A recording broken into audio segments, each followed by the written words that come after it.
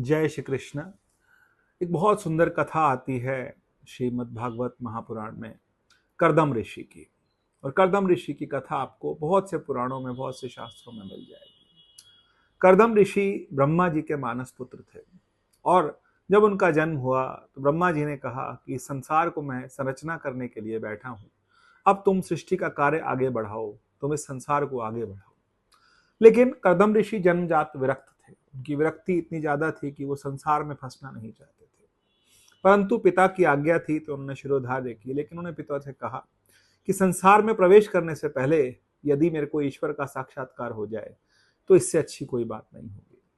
तो ब्रह्मा जी ने उन्हें आज्ञा दी और उन्होंने जा करके सरस्वती नदी के किनारे बैठ करके उन्होंने तपस्या करनी शुरू करी। जब उन्होंने तपस्या की, तपस्या करते करते सतयुग के 10,000 वर्ष तक उन्होंने तपस्या की और तपस्या करते करते उन्हें भगवान प्रकट हुए उनके सन्मुख। भगवान विष्णु गदाधारी और साथ में उनके हाथ में पद्म और उनके हाथ में शंख लेकर के भगवान जब प्रस्तुत हुए उनके सन्मुख, तो भगवान को देख करके वो बहुत प्रसन्न हुए और उन्होंने भगवान से कहा, भगवान ने उनसे कहा कि उनसे मुझसे कुछ मांग लो। तो उन्होंने भगवान से कहा कि भगवान सामने हो और मैं कुछ मांगू, ऐसा हो नहीं सकता।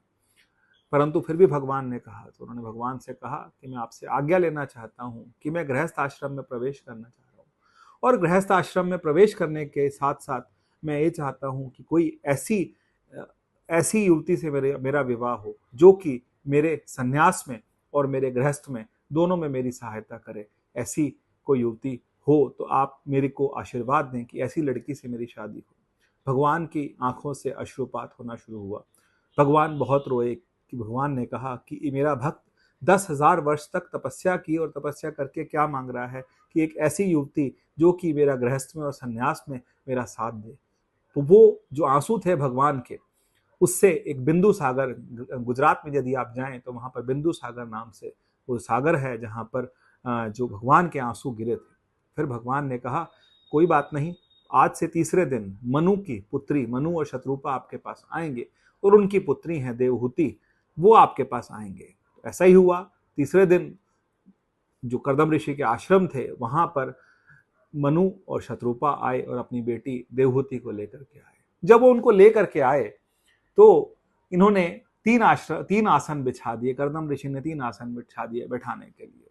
तो 2 आसनों पर तो मनु और शत्रुपा बैठ गए और देवहूति से कहा कि आप इस आसन पर बैठें। तो देवहूति ने कहा कि मेरे को पता है कि मैं आपकी पत्नी बनना चाह रही हूँ और यदि मैं आपकी पत्नी बनने जा रही हूँ और आप मेरे लिए आसन बिछाएं, ये कभी हो नहीं सकता, ये तो पत्नी धर्म का अपमान होगा। और दूसरी बात कि आपने आसन मेरे लिए रखा है, इसीलिए मुझे इसे स्वीकार भी करना होगा। तो उन्होंने अपना दाहिना हाथ आसन पर रखा और जमीन पर बैठ गई कि मैंने आपका आसन भी स्वीकार किया और उसके साथ साथ वो जमीन पर बैठ गई। तो कर्दम ऋषि उस बात से बहुत प्रसन्न हुए कि इतनी जो है विवेकशील जो है युवती है जिससे मेरा विवाह होने जा रहा है। और जब विवाह हुआ तो विवाह होने के समय देवहूति ने पहले एक शर्त रखी कि मुझे एक पुत्र की प्राप्ति हो जाए, उस पुत्र की प्राप्ति के बाद आप यदि चाहें तो आप सन्यास के लिए जा सकते हैं। दोनों का विवाह हुआ और विवाह के बाद जो कर्दम ऋषि थे उनका जो विरक्त था, वैराग्य था, वो बढ़ता चला गया और वो भगवान के कीर्तन में लीन हो गए। और ऐसा समय आया कि एक दिन देवहूति उनके सामने आई तो उन्होंने कहा, देवी तुम कौन हो? तो देवहूति ने कहा, मेरा आपसे विवाह हो रखा है, आप शायद भूल गए हैं और आपने मुझे ये एक वादा किया है कि हमारा पुत्र जो होगा उसके बाद आप सन्यास ले लेंगे। तो फिर कर्दम ऋषि बहुत प्रसन्न हुए। उन्होंने कहा, जाओ तुम बिंदु सरोवर में स्नान करो। और जब वो स्नान करके आई तो एक बहुत सुंदर युवती बन गई। और जो कर्दम ऋषि थे उन्होंने भी गृहस्थ रूप धारण किया और गृहस्थ रूप धारण करने के बाद जैसे ही वो स्नान करके बाहर आई, उनके पास 1,000 दासियां जो थी उनके पास आ गई और उन्होंने एक ऐसा मकान बनाया, एक ऐसा विमान बनाया जिसके अंदर 1,000 कमरे थे। और वो विमान भी गृहस्थ रूप धारण किया और गृहस्थ रूप धारण करने के बाद जैसे ही वो स्नान करके बाहर आई, उनके पास 1,000 दासियां जो थी उनके पास आ गई और उन्होंने एक ऐसा मकान बनाया, एक ऐसा विमान बनाया जिसके अंदर 1,000 कमरे थे और वो विमान घर भी था और उड़ भी सकता था। और उस विमान में बैठ करके वो देवहूति के साथ स्वर्ग में गए और कई जगहों पर गए। उनकी 9 कन्याएं हुई। अब जब 9 कन्याएं हुई तो उसके बाद उन्होंने कहा कि मैं अब सन्यास के लिए जाना चाहता हूँ। लेकिन कर्दम ऋषि से देवहूति ने कहा, अभी अभी आपका जो वायदा था वो पूरा नहीं हुआ, मुझे एक पुत्र चाहिए। तो भगवान ने जिस समय भगवान उनके सामने प्रस्तुत हुए थे तो भगवान ने उस समय उनको आशीर्वाद दिया था कि मैं स्वयं तुम्हारा पुत्र बन के आऊँगा।